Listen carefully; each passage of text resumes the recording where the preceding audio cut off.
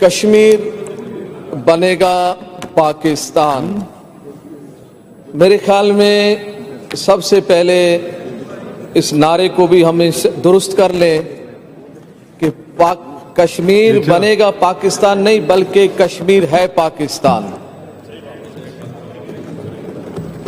کشمیر ہے پاکستان اور رہے گا پاکستان۔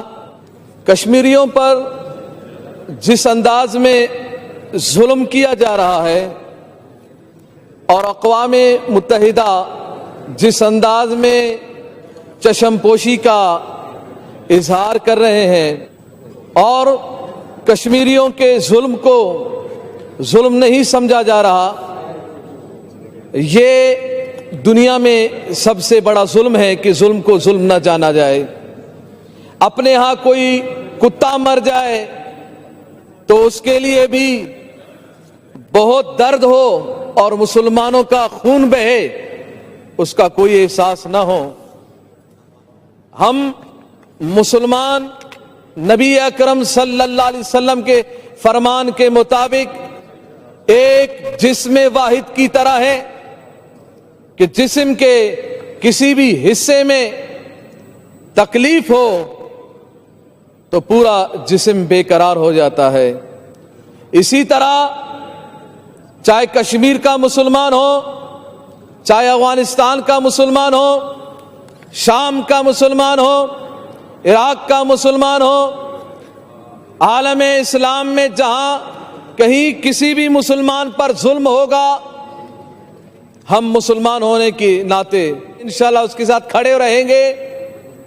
اور کشمیر تو وہ ہے ہی ہمارے پاکستان کا ٹکڑا ہے، وہ ہماری جان ہے، روح اور جان کا ٹکڑا ہے، وہ ہماری جان ہے، روح اور جان کا جیسا تعلق ہے پاکستان اور کشمیر کا بھی وہی تعلق ہے۔ بغیر روح کے جسم بیکار ہے، جب تک اس میں روح نہ ہو۔ کشمیر میں جو ظلم کیا جا رہا ہے کہ بھارتی فوج اور مودی یہ سمجھتے ہیں کہ پاکستان صرف مذاکرات تک ہی رہے گا۔ ہمارے قائد ملت اسلامیہ مفتی خادم حسین رضوی صاحب آپ فرماتے ہیں کہ پاکستان کشمیر کا مسئلہ جہاد کے ذریعے حل کر سکتا ہے۔ یہ مجنون ٹرمپ، بے دماغ ٹرمپ کو ثالث بنانے سے حل نہیں ہوگا۔ اگر یہ اس کو حل ہونا ہے تو جہاد کے ذریعے حل ہونا ہے۔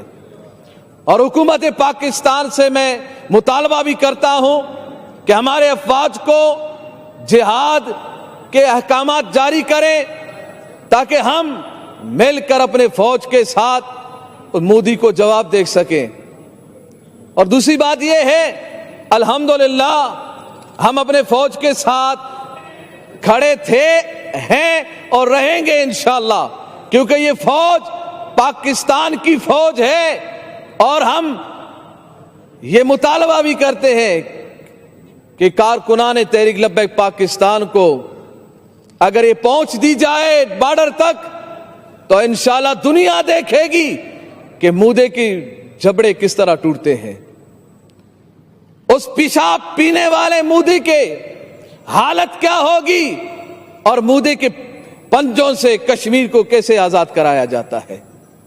یہ اسلام کے پاور سے ہی کشمیر کو ہم آزاد کرا سکتے ہیں۔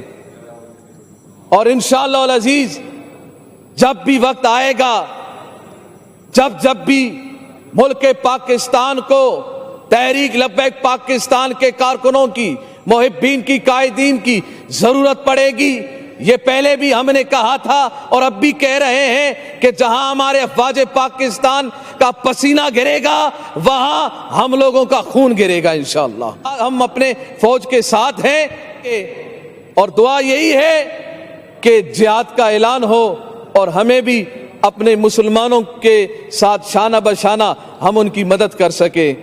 پاکستان زندہ باد، کشمیر زندہ باد، تحریک لبیک زندہ باد۔ پاک فوج زندہ باد. لبیک لبیک لبیک یا رسول اللہ.